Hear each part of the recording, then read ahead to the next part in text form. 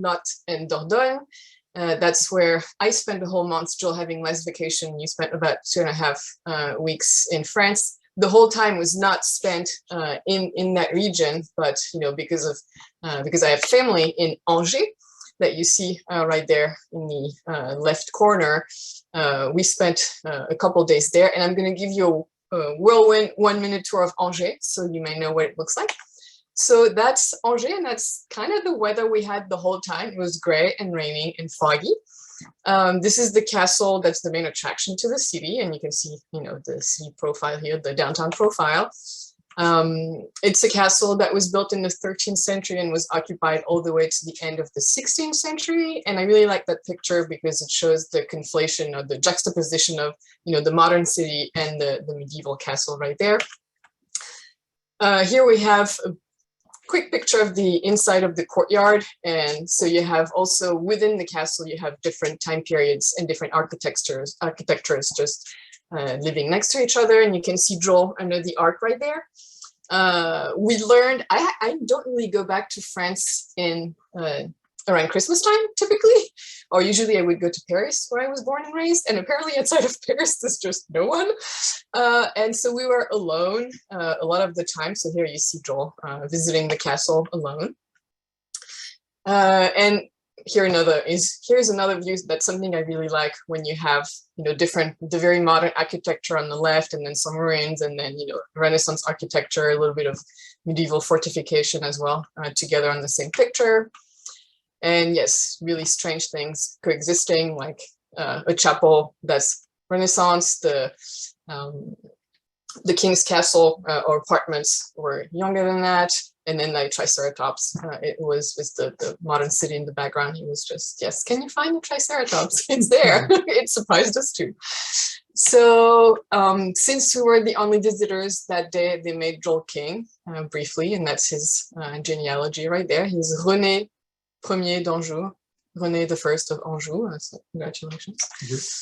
And yes, visiting a medieval castle sometimes feels a little bit like caving because, you have this narrow passageways and, I had to duck. Joel didn't have that problem, obviously.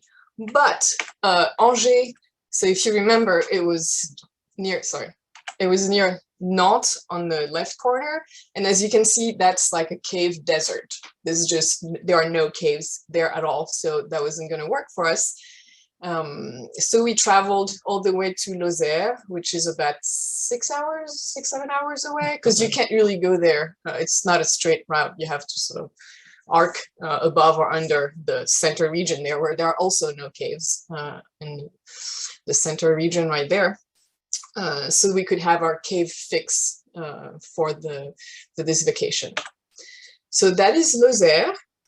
And on the map on the right, you can see the southernmost tip, the southwest tip rather, is that sort of plateau that really is pretty distinctive in terms of topography. So that's where we spent most of our time in Lozère.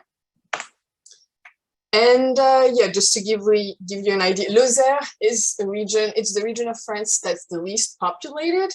And even on vacation, even the French don't know that it's there. Not many people go to visit, also because there are not many roads leading there. There are a few main roads, but for the most part, you have just small country roads, and they're all well maintained. That's not an issue. It's French tax here at work, but it's not a terribly popular region. Most French people have never, set foot in Lozère, but we were brave and we did it. All right, so just very briefly, as far as the Lozère is a little unique, not simply because it's there are so few people living there, but it's one of the only regions of France where there were a lot of Catholics and Protestants living together, and that caused some strife, but also some interesting cultural developments in terms of architecture or customs, things like that. We were in the, if you see, can you use the mouse?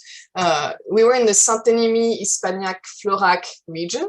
And so we were sort of in that region where it fades from mostly Catholic to mostly Catholic, but with a Protestant minority, to entirely Protestant, I can't say that, you know, as you talk to the people who are from these regions, it's not obvious, you know, that they're one thing or another, but it's something that you see more in the architecture and in the historical buildings. All right, so as far as what it looks like, this is a pretty typical landscape for the Causse, and Causse is the local word for plateau, pretty much. I don't think it's how they call their plateaus. It's not a term that can be exported to a different kind of landscape. It's the local term for plateau or mesa. And so that's, you see, the rivers are pretty shallow. They meander a lot. The plateaus, there's a gentle slope sometimes more hard cliffs. And that's a summer view. For us, it was not quite so green because we were there in the winter. And you'll see in a moment pictures of what we did. And to give you a better idea, you can see sort of the scale with the village at the bottom, but it's not very steep canyons. We're not talking, you know, Grand Canyon size depth. You have gentle slopes, or, you know, again, slightly more narrow, steep cliffs, depending on where you are. And the water is beautiful. And when you're on top of the plateau, that's pretty much what it looks like. This one is the Causse Méjean, one of the two main plateaus in the area. And you can see those rocky outcrops. I'm not exactly sure if they're entirely natural or if somehow they buried a lot of people, a lot of caves in that landscape, but I think they're natural. I've read a little bit about it, and I think it's a natural thing, but I wasn't entirely sure. Some of them look suspiciously just geometrical, like perfectly oblong, so I don't know. And of course, on the plateau, you have some depressions like this one that's a little suspect, and you know that water must be pooling there and eventually probably seeping out. And when it comes out, it can be at a sort of resurgence like that, where it's seeped through many cracks, but it's not really accessible. Or, you know, you can, it creates also big channels and big caves like this one, the Aven Armand. It was discovered by Martel, which is the father of modern spelunking with a more science twist, let's put it that way, when I think many European countries claim to be the birthplace of speleology or caving. I think Martel certainly did try to be a little bit more rigorous in his approach, but I wouldn't claim that France is the birthplace of caving. I think maybe in Eastern Europe, Slovakia or Slovenia, I never know which one, is the place where caves became, you know, were literally put on the map for the first time. And another famous cave that you can visit there is the Grotte de Dargilon. We again discovered by and turned into a show cave by Martel. We didn't go to either because everything was closed pretty much. All of the main attractions were closed for the season. Sometimes they're closed from November to April, so you really have to pick the right time. But it didn't really matter to us because, you know, we had access to caves that the public cannot enter. So Ian is on the call, so we have at least one geology nerd. This slide is for you. Geology is not really my forte, but I was curious about the formation and the time period during which the Causse were formed and what sort of stratas you can find. So here it is. It's mostly Triassic at the very bottom, some early Jurassic, middle and late Jurassic, and I will let you research the rest on your own if you're interested. This picture comes from a book that they gave us, the local spelunking, the local caving club, and it's pretty good. It's British English, but it's pretty good. All right, and yes, a little bit more geology right there with some rock, like the rock compositions. So there's some dolomitic rock and some limestone that forms aquifers and caves. There you go. That's all my knowledge for you. So now I will pass it on to Joel, who will tell you what we actually did. Okay, so we did that 6 to 7 hour drive down to the region. We basically arrived fairly late at night. And we arrived in a small village. You'll see some pictures of the actual village here in a little bit. But the first thing we did was more or less just go walk into the region. We saw there were a few trails going off, so we got on our headlamps and went into the wilderness. It basically looked like this. It was kind of cool. Like was not something I'd ever really experienced before, just walking at night with like mostly being pitch dark around you with your headlamps illuminating these cliff walls ahead of you. It's kind of like caving in a way where you're just kind of closed in and suddenly this thing looms out ahead of you, which is kind of cool. So did that a few of the nights actually. This is where we were staying, Montbron. Is that the right pronunciation? Mm-hmm. Yes. A very, very small village with like a church and a few different houses. That's when we arrived at night on the left, and on the right is just kind of what the region looked like and at this time of year in the winter. So definitely leaves gone, but a lot of evergreens still showing their green. Pretty cloudy most of the days too. And rainy for the most part too, and foggy, yes, yes. One of the days we took a hike up above the town so you can see Montbron down below, more or less the size of it. I don't think there's too much economy going on there. It's more just a place for people to live, maybe for people to go in the hunting summer. boars. I don't know, not too much, but a very pretty region for sure. One of the a little bit bigger towns nearby was Saint-Ennemi, and this is actually where we ended up meeting up the first morning. We ended up doing the 3 days we were there. We did caving with the local group each of the times. So we hardly saw the landscape during the daytime because we'd wake up, go caving, and come back out at night and go home and get ready for the next day. But here's this town, a little bit bigger. Unfortunately, because it's the low season in the middle of winter for this very non-populated region, all the restaurants were closed. So we couldn't really get a bite to eat there in advance. But it's really beautiful. Like during you saw some of the pictures before, people like kayaking or etc. through this. It looks like it'd be really nice to come here during the summertime and do something like that, or go caving. Unfortunately, like Eleanor mentioned, this is the 101st out of 101st departments, so with not many people living here. So the public toilets, they didn't have enough people to maintain them, so I had to wait for later. Yes. Okay, Eleanor, tell us about the people. Yes, so I never caved in France. I started caving here in the US, so I didn't have any contacts there. So basically what I did is that I looked at the caving there is a lot more structured. Like imagine the NSS sort of having more of a, being more hierarchical and being more in touch with each of the local groups. Also, obviously France is a much smaller country, so this explains that. But so I went on what they call the Fédération, sort of their NSS website, and looked for the right region and contacted a couple of groups. And I wasn't even sure I was going to get an answer. I thought, well, why would they accommodate us? A couple of randos from Texas. But they did reply, and they were very welcoming. They had something planned for us for every day that we were there, including they even had something for the day we were traveling to Lozère. And I had to tell them, no, thank you very much. I think we'll be too tired to do anything that day, but they were really welcoming. And all of these people are teachers. No, sorry, except for Rémi Flamand, they're on the right, who's a photographer. The first three, Alain Jacquet, Laurent Calmel, and Pierre Lemaitre, are teachers in the same high school in the sort of the capital city of the region.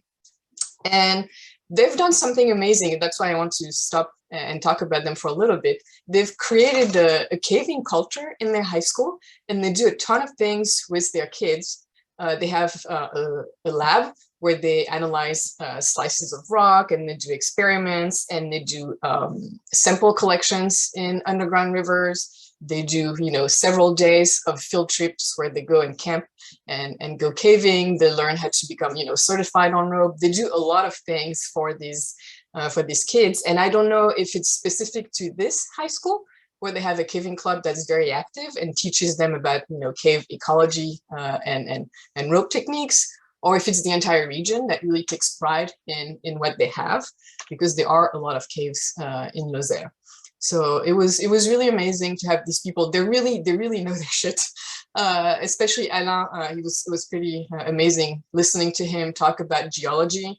We met a lot of new people, and it was a little bit overwhelming how much information we received. So hopefully what we tell you when we start talking about the actual caves that we visit reflects is accurate and reflects the truth of what we were told. But if there are inaccuracies, I apologize. It's just there was so much information that we may have misunderstood a thing or two here and there. But yeah, great peeps, and we might see them again in July since we're going back to France for the International Congress.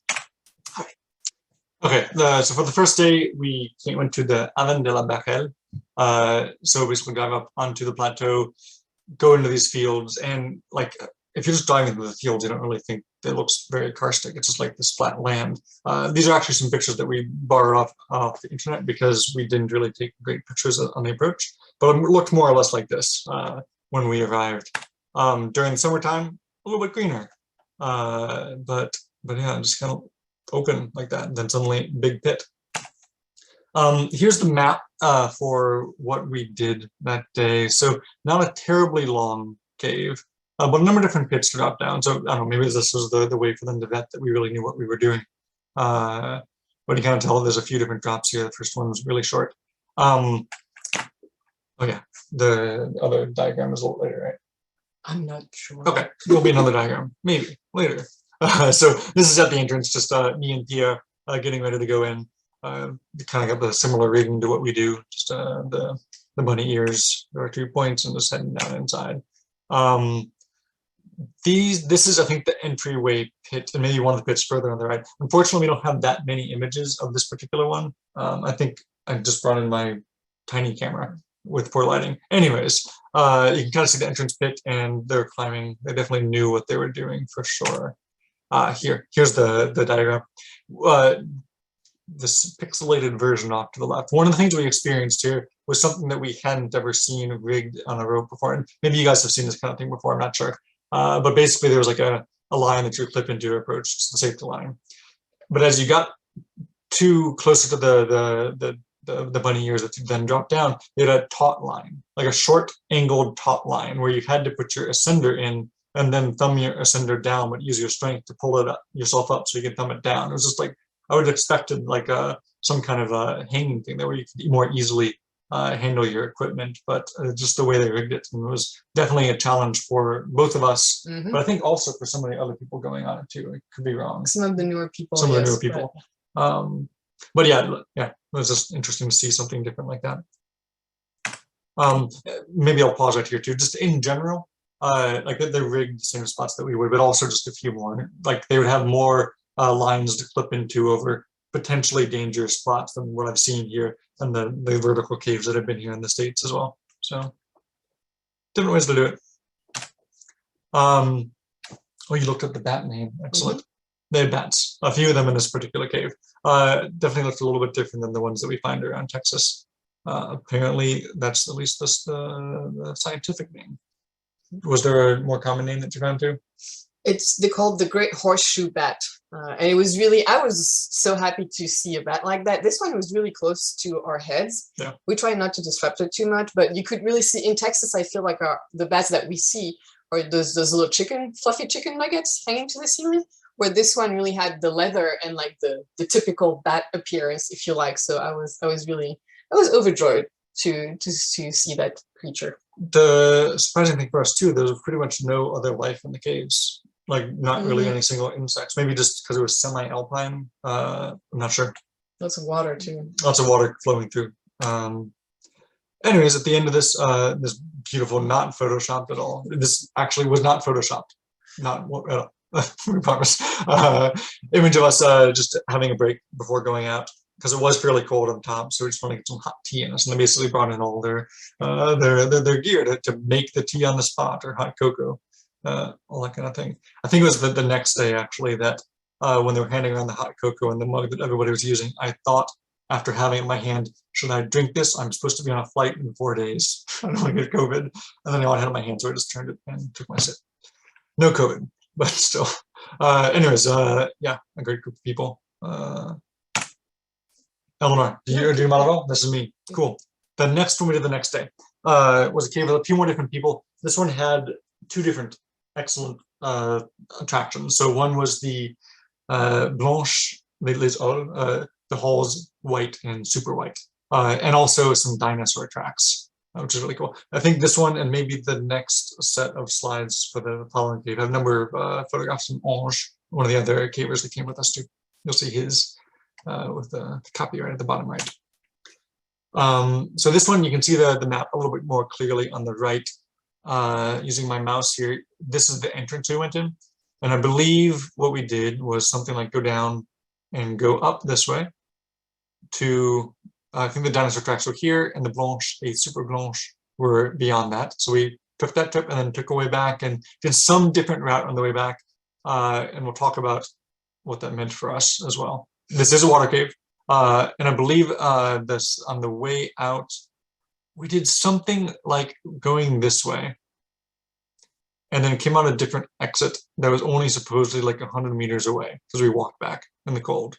I don't understand that with the map, but it's what we did, I promise. Okay, moving on. A number of just pictures of the formations because they were cool helictites. We had just narrowed down from the hundreds and hundreds of images we had to a few that seemed they were interesting. But I just tried to flip through a few of them. Oh yeah, and some of the other people, you can see that too. Some of the local high schoolers that were, so the young man on the right is Germain, and they were very happy to let us know that he's the youngest French person to have been fully certified as a sort of a rope instructor and technician, so to speak. And the two girls, they're from the Marianne and Louis, I think were their names. They were from the local high school, and they're fairly autonomous, new but fairly autonomous. I think they had different levels because they were saying we're independent.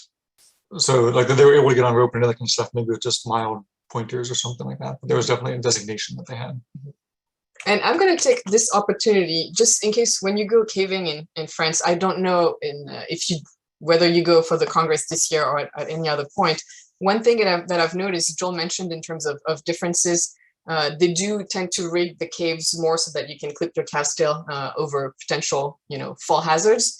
But they also have a bunch of ladders here and there, and they don't do what we do, meaning that one person goes on the ladder at a time. It's like one after the other, which made me really nervous because we had a group of 10 people, and some of the ladders are really they're more like rungs in a shaft, so to speak. And I feel like, oh, if I'm at the top and I fall, it's going to go tick, tick, tick, tick, tick, tick, tick, like I'm going to just take down everyone behind me because they're slippery, it's a muddy cave.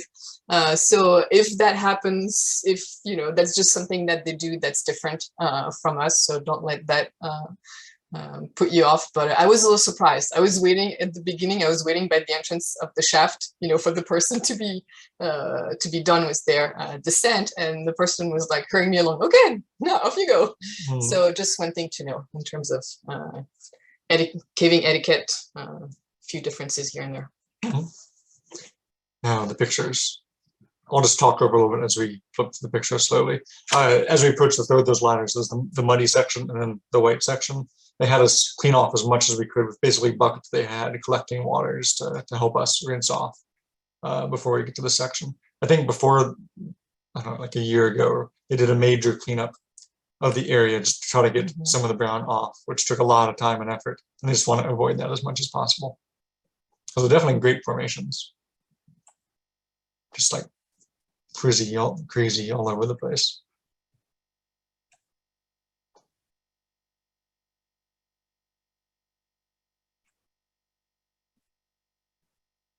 I don't know, envy good cave photographers. It's so hard to get the lighting right on these kinds of things. That's the airplane. The airplane or helicopter. If you this guy up here is like two wings that like curl around each other or something like that to make that formation. And you can kind of see down here, they're trying to keep things clean and safe, just the metal panels that they had brought in. This, I wish we had a video of it. It was just a weird surface texture and shiny, like just the yellow and brown and grays here, but then just this other stuff built on top of it. I don't think anybody really had a great explanation for exactly what that is.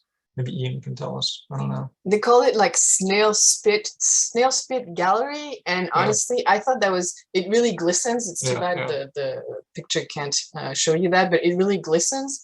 And I was more taken with that than with the aragonite formations, because I feel like we've seen a lot of pictures of these. They're very pretty, but they were not as new to me. So I thought that was quite beautiful. And Yeah. yeah, if Ian, if you know what it is, Nope. chime in. We're seeing tiny faces Okay. around this. Okay, so we reached a spot where they had these dinosaur tracks. So these rocks had fallen from the ceiling, and this was negative inference as well. Both places were, I Yes. think. So basically, there had been like a muddy section. or Negative something was like on the ceiling.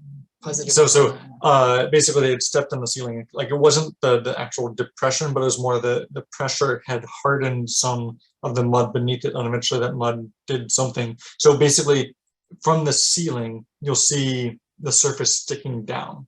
It's built up and sticking down, and there'll be a gap in what fell down beneath. So you can actually see it both in top and bottom. Honestly, it was kind of hard to see, and just being in person, there's better pictures that actually show it a little bit better. But here you can see them showing the tracks to the students. So here's the pictures that you can find in a article online, where you can kind of begin to see just some of the outlines there of these dinosaur tracks. I think like these were something like what, like 11, 12 inches long in this particular part. But kind of cool just to see that hanging out there. And it's 3 different types of dinosaurs. Yeah. Oh, there you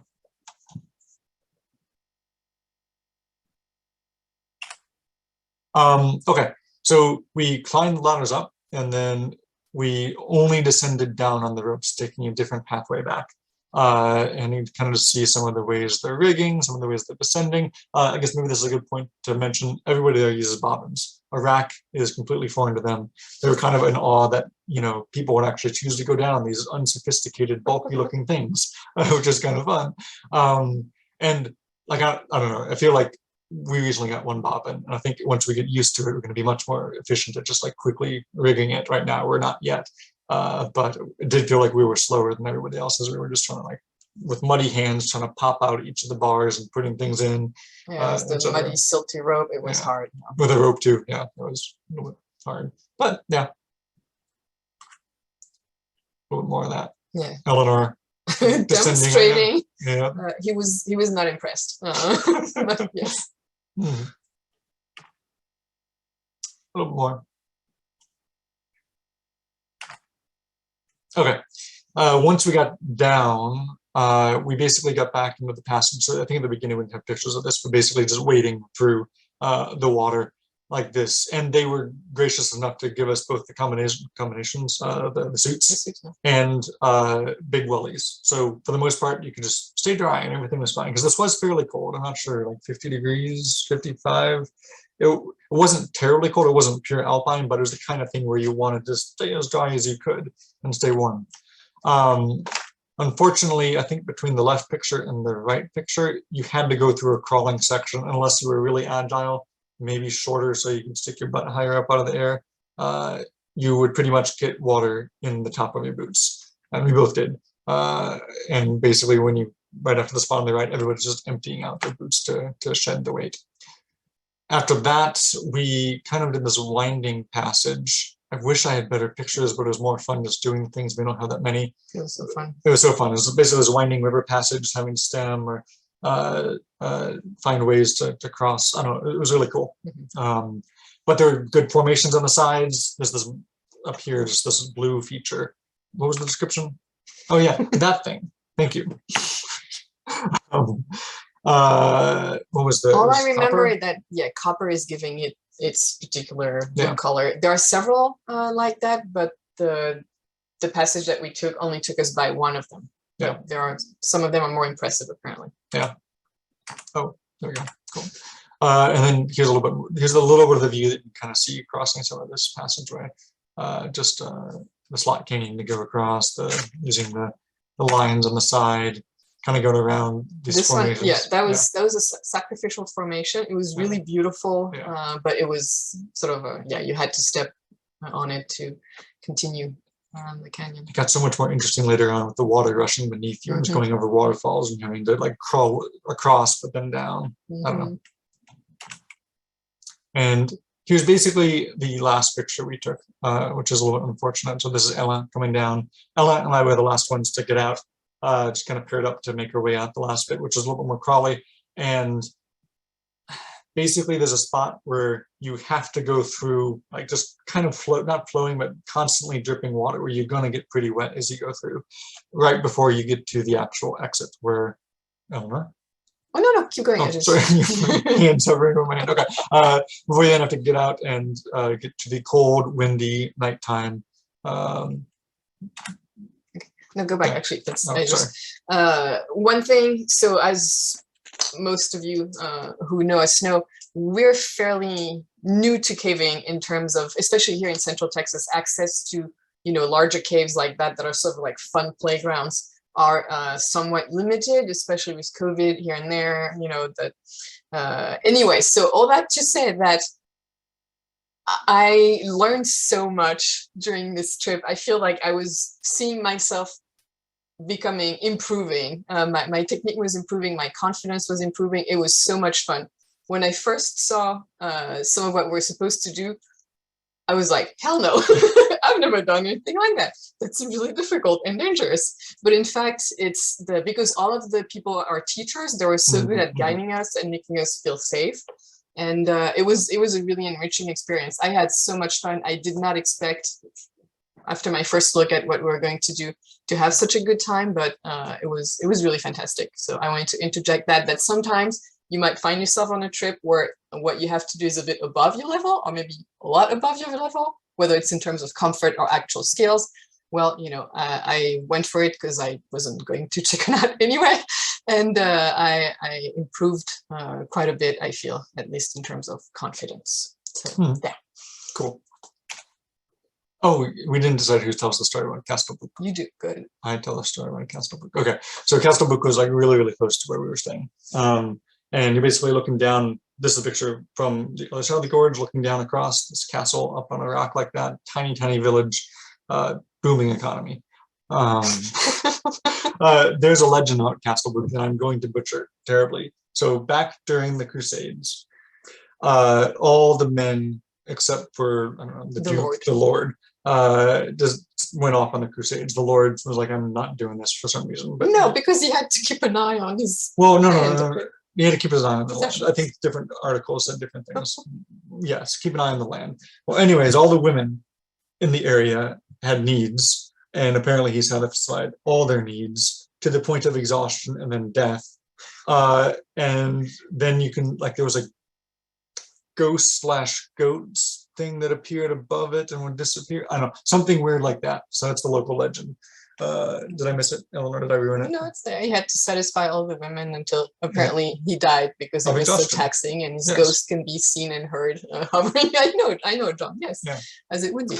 So the ghost can be seen hovering over the castle. And then I guess the last thing, the castle was destroyed, I don't know, in 1600s, something hundreds, by the Catholics to make sure the Protestants couldn't use it to continue their resistance or whatever. So no more castle. But there are 4 caves, and we went into cave number 4 around here. The first one was this awesome looking entrance right here. So basically you enter, like we approach it by using this bridge, and you'll see this water flowing out of the slot. The spring resurgence. Yeah, so pretty cool. And I think you can actually do a through trip and come out here. We did not do that. Here is the entire map. That entrance is down here. I don't understand how the spring I don't know. It seems like there isn't a connection there. But more or less we go in the entrance up here. Go through, we don't have any pictures of this, but cave that looked a lot like your good old Texas cave. It was nice and tight and crawly, dusty, etc. But then you make it into this much bigger passage. It was interesting because I felt this was much longer than what it looks like on this map. I guess it was a fairly wide passage, and you had to climb up and down quite a bit. You'll see what this looks like in pictures. Is this where you take over, Eleanor? No, you can keep going. I can keep going. Oh yeah, in profile view, so that ancient path, and then up, and then you get into the core. So this was another place with magnificent dinosaur tracks in here, right? Oh yeah, here's the people. I used Photoshop on this one. Did you want to talk to any of the people? No. Okay. Yeah. Cool. So here is our picture of dinosaur tracks. on the ceiling. So this is big sauropod tracks. Let me switch to the next image because this is better lit. This is one we borrowed off the internet, but you can really see the multiple yards, feet across between each of these, where there's this pattern going all the way across, where it's actually the same kind of thing where the negative imprint of the sauropod's paws, feet, whatever you want to call them. Like I think it's usually the front one, and then the back one steps mostly on top of it. Just kind of really cool to see that just like spread all the way across this, I don't know, 20, 30 yard wide room here. Yeah. I believe this one as well. Let's see. Oh, there you go. Yes, so that I took that directly from the scientific paper, which is widely available. I'm not stealing.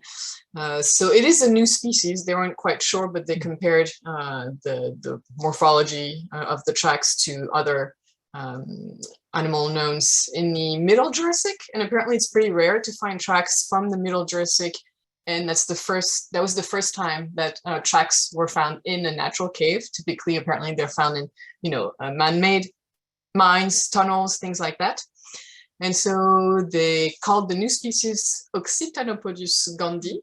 The region is the Occitan region, so that's the Occitan in the name. And Gandhi, I think, may have been the name of a scientist who participated in the discovery of the tracks, because that cave was pretty well known. It had been, widely visited by the local cavers, and apparently since the early Middle Ages. But no one had used like I hope I'm using the right word, a grazing or a raising light. Like if you lit up the ceiling, if you light up the ceiling, I hate that verb.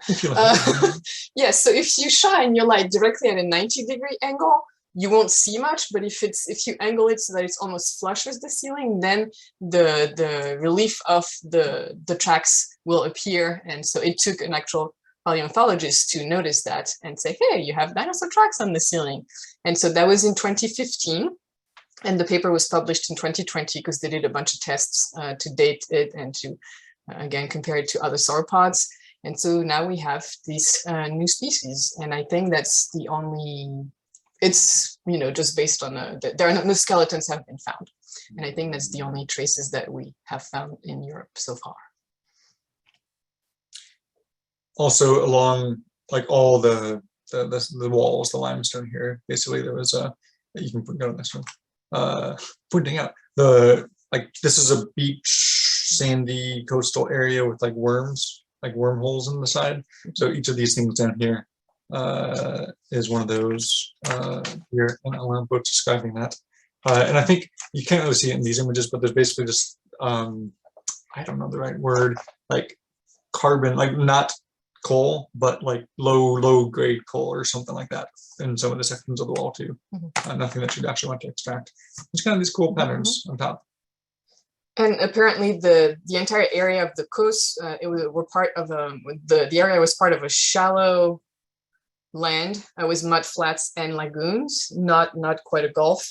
And the expanse of sediments was deposited over more than 100 million years ago during the Secondary.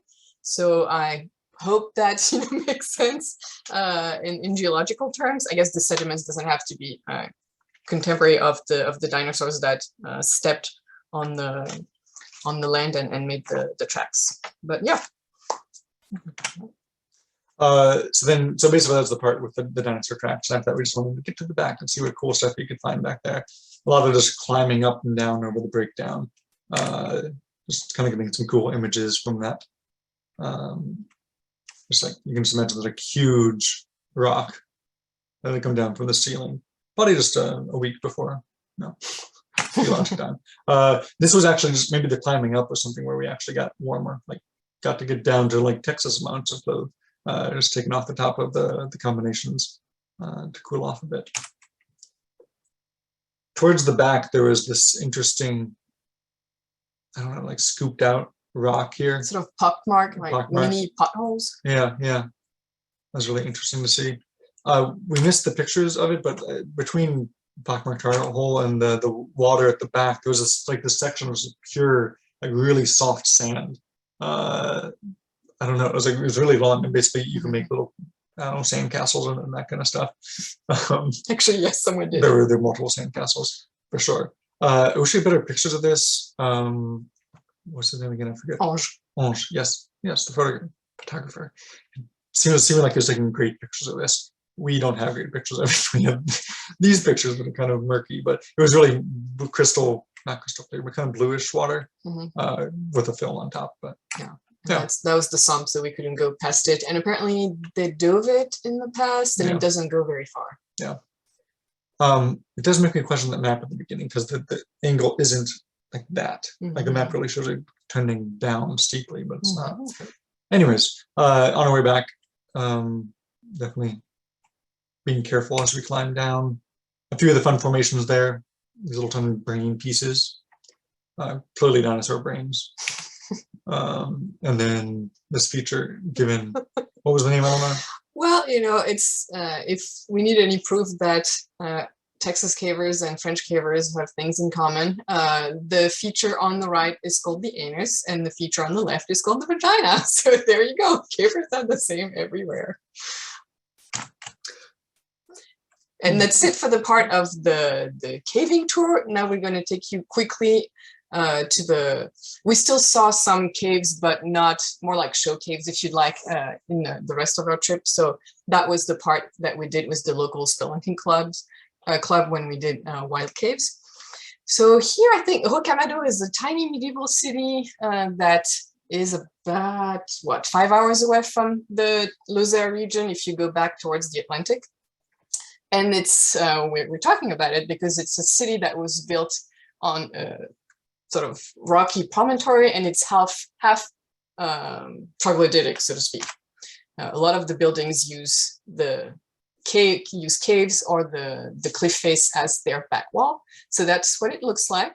We're lucky that it was winter time, because in the summer it's just absolutely horrid how many people there are, and it's also pretty hot because it's the south of France. Not Texas hot, but still kind of hot, especially since no one has air conditioning there. So there you go. Some of the architecture. It was really quite beautiful to see the different, not only just the geological stratas, but also the historical architecture. As you go up or sideways, you see different types of architecture and materials used, and a little castlet. And the whole reason for Rocamadour, the city or village, if you want, by American standards, it's really more a village, is that there used to be a prehistoric town. Sorry, my bad. A prehistoric cave that was a kind of sanctuary, they think, based on the sort of paintings that they found there. And then later, that sort of sacred place in prehistoric times remained a sacred place over time, but it changed who was worshipped there changed with the vagaries of the different religious movements that took over the region. And so from a prehistoric sanctuary, it became a Catholic one, and they worship the Vierge de Rocamadour, so the Virgin of Rocamadour. She's in the middle in that tiny alcove there. It's a very unassuming sculpture made of wood. There's not much to it when you look at it. I mean, you could say it's beautiful because of how simple it is, and they do dress it up depending on the occasion. And so that's on your left, the two. It's a memento mori type of thing that lets you know that you will be. There's an inscription that says that we are your past and your future. So eventually you too will die and become dust. So on that third picture with the angels there, you can sort of see the wall, the back wall that's part of a cave, and it's always oozy.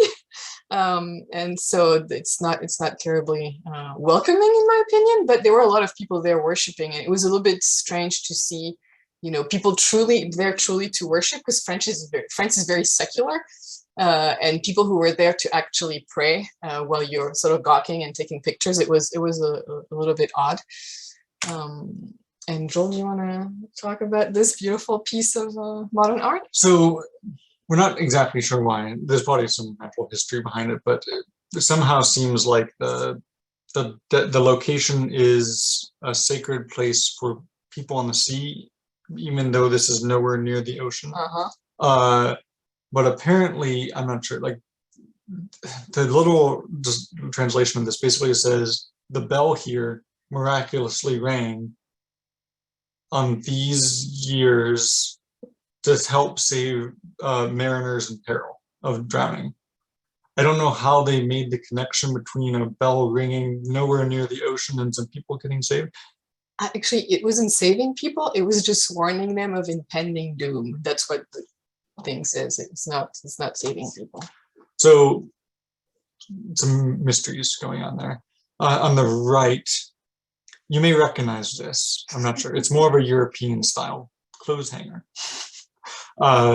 This key of the oceans, made out of three pieces of wood, some tape, and a clothes hanger, has been blessed by the Pope a few years back.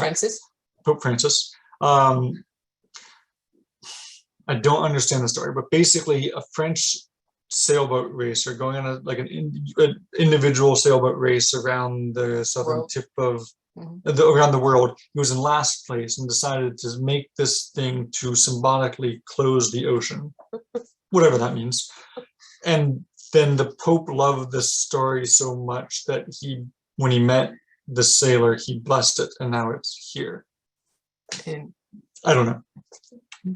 We move on. We're baffled, and now you too can be baffled.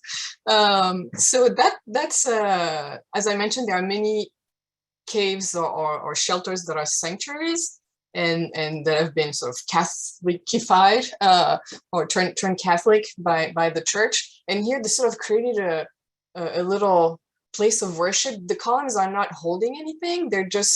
They're creating a church out of a shelter, and I just loved it. I was mesmerized by this place. It was just so bizarre to see this sort of unnecessary architecture there just to create a place of worship that looked a little bit more regal, I suppose, with the columns. And there are a lot of things like that in Rocamadour because it's a place of pilgrimage for a lot of people. And back in the day, the pilgrims used to walk the whole route on their knees. Thankfully, we don't do that anymore. I mean, I haven't seen anyone doing it. Right. So in that little cave that you saw, also on the same premises, I guess a couple of different things. First of all, they had a number of these stumps. Apparently this pagan/Christian tradition of hammering nails into the stump to get good luck, which I've never heard of before, to get your wish, is a thing, at least in Europe and France. But then the more interesting thing, if you turn to the right from there, you see this passage descending down to the right that says, danger, you no cannot entry. enter here. Yeah. And it was really enticing. We wanted to go. We didn't have our headlamps with us though, so no luck. I guess briefly, after we're basically at this part, we're staying in Martel, a little bit further back up towards Angers. There were caves in the region. Oh yeah, there's also the Christmas spider on their tower. I don't know. We didn't actually ask anybody what the Christmas spider was about, but Christmas spider. In this region as well, they have one of their famous caves with prehistoric art, Lascaux. And they've made, I thought, only 2 replicas, but apparently this is the 3rd replica that we went in. Just got a few images of that. It's the 3rd replica called Lascaux IV, just to of course, yes, of course. But you probably have seen some of these images online before, some really iconic ones, which is pretty cool. So we're just going to give you a taste of the kind of things that you can see. So they actually take you a walk through the replica, which is really made to look like the cave. Except for the floor is flat, so it's easy to walk through. And you can't take pictures in the replica. Yeah, no pictures in the replica. You can look online for those pictures, but they have a separate section of the museum where you see things like this, where another replica, where it's easier for people to mill about and take pictures. They did a pretty good job of making it look like a cave, at least from the waist up, both in the original and over here. They also have things that you can really see. In some places, they're just engravings that weren't painted at all. They're kind of hard to see in the cave, but they would show you some of the details here, like this. And so, really impressive. It's very artistic, what the prehistoric artists had done, with intentionally different proportions and things like that. We also, I think we probably want to get 3D printings of all of our caves like this. This would be so awesome if we just had a clubhouse with every single cave just laid out. I like it. And then Eleanor. All right, so I just, in case people are thinking of going to the Congress later in July and August, I created a little dictionary, not a glossary. That was a misnomer earlier, but a dictionary of French speleoterms. And a lot of them you may have encountered already. The ones that I loved, especially was this one, to crawl in a cave. Oh, sorry, my bad. To crawl in a cave in French is called faire du ramping. Ramper, it's the French word for to crawl, but they sort of adapted it. They like added the ing, the English ing at the end, and it's an activity that's only done in caves. Faire du ramping. So in Texas, we do du ramping a lot. Another thing that was kind of amusing was to get water in your boots when you're, crawling down a water passageway and you get water just in the tip of your boots. It's called verser, which is actually sort of odd because verser means to pour in French. So often the kids would ask us, "Oh, t'as versé, t'as versé?" Like it was a contest to see who could, hold off on getting water in their boots the longest. And so, yeah, if you have any questions if you're not sure about the pronunciation of some of the things, and you want to ask me later, don't hesitate. I'm not going to pronounce every single word because we're far enough along. One other bit of trivia. So here we say rock whenever you knock anything off the ledge. Yeah. Their rock is Pierre, but the name Peter is also Pierre. So they don't say it's very Pierre. Common. And it's very common. So you can't say Pierre because they'll just like, yeah, I'm here. Let me get bang on the head and die. So you basically use the word for pebble. Caillou, which is less good than rock in my opinion. 2 syllables. That's true. All right. So here, if you want to, practice with me or just practice on your own, don't be a linguistic imperialist when you go to France. Here are some words, but obviously there's also cultural aspects and some things that you might want to work on too. Like those French cafes / antiques. Shops guarded by a poodle. Don't forget to learn about the culture as you can. There was a box of cereal that I think in a nutshell it gives you a lot about French culture. All right. Do you guys have any questions?